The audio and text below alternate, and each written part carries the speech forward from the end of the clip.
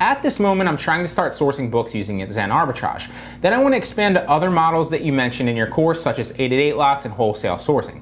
I just got this email from Amazon Seller Central, and I got the email too, okay? Everybody did. So they said, "Dear seller," and just to recap, this is the email in red. This is the email that Amazon is sending everybody, right? So it's going to be different, and it's going to be the same, but slightly different with a different number based on your inventory performance index and your seller metrics, right?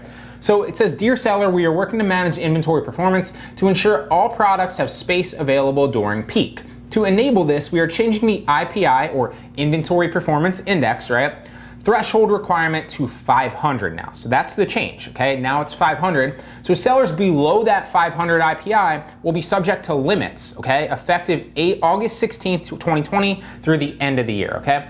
And the reason that they're doing that is they basically want to make sure that they have warehouse space for the sellers that are selling very, very well and moving a lot of products towards the end of the year in Q4, but they're just kind of getting ahead of it right now to put those plans and those policies in place so that they can basically sell more and be more efficient during Q4 and Christmas and stuff like that and Black Friday, right? It's a business decision. It makes a lot of sense, okay? So it says your IPI is 356. Because your IPI score is under 500, you are subject to volume limits from August 16th, 2020 through December 31st, 2020. So from August 16th to the end of the year is when you basically need to adhere to those limits, and we'll touch on them here in a second, okay? To see your potential next period storage limits, go to the Inventory Performance Dashboard and expand your storage monitor. You have 4 weeks to improve your score to avoid these limits. If your IPI score is still less than 500 during week 33, which is basically the week of August 10th, so a little bit before that August 15th deadline, or August 16th deadline, excuse me, then storage limits on your specific seller account and what you can ship into FBA will be in effect then, okay? So people are asking this question a lot because they're kind of freaking out and being like, does that mean I can't send any more products into FBA? Does that mean Amazon's limiting my ability to ship products into FBA because I'm not doing a good job? Or maybe I can't go out and source wholesale products or liquidation products or book products or literally anything, right? Retail products from retail websites. And so yeah, you're getting a limitation, but honestly, it's not gonna affect you as much as you think, okay? They're basically just putting a limitation to, basically before you could ship a lot of things in, now they're just slightly kind of, tailoring that back a little bit so that you can only ship, still a lot, but not like an excessive amount of a lot, right? So you don't really need to worry about that for 99.9% of people whose inventory performance index is not above 500. You really won't have to worry about that anyway, because chances are you're not shipping enough units to really hit that excess limit anyway, okay? Now, if you are, that's totally fine. So I kind of want to touch on my answer, and I'll read it really briefly here of what I said to them. So, to recap, let me finish his question. He said, "Do you have an idea on what this means? Does this affect our ability to send in books beyond that, right?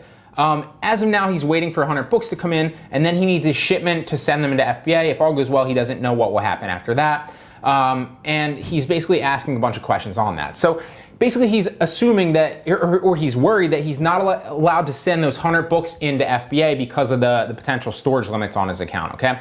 But really all it means is that Amazon's warehouses are undergoing new storage policies due to Q4 and toward the end of the year so that they can sell more and make more money, okay? So basically what you want to do is you want to check your inventory, and you want to go to Inventory in Seller Central and then Inventory Planning, and then from there you can basically look at the inventory that you're allowed to send in and how much Amazon is willing to store for you based on your seller metrics, okay? And they even reference it in the email. They literally tell you to see your potential next period storage limits, go to your Inventory Performance Dashboard, okay? And that's exactly how you can get there. You can go to Inventory in Seller Central, click that tab down. Then you want to click the Inventory Planning tab, and from there you can literally click around and see exactly what you're allowed to send in. You'll see if you're hitting your storage limits, if you're even close, if you have any storage limits in excess. So I think it's, if I pull it up really fast, you can literally see in your dashboard, you can see excess units, and currently I have 0 SKUs in excess. Now, it really shouldn't affect that many people. It's really just a warning to let people know that they're going to start charging more for sellers that have excess inventory in FBA warehouses if their metrics fall below that 500 IPI score, okay? And just to recap, that is Inventory Performance Index, and you can see all of this stuff and all your metrics and what you're allowed to ship into FBA in the back end of your Seller Central, okay?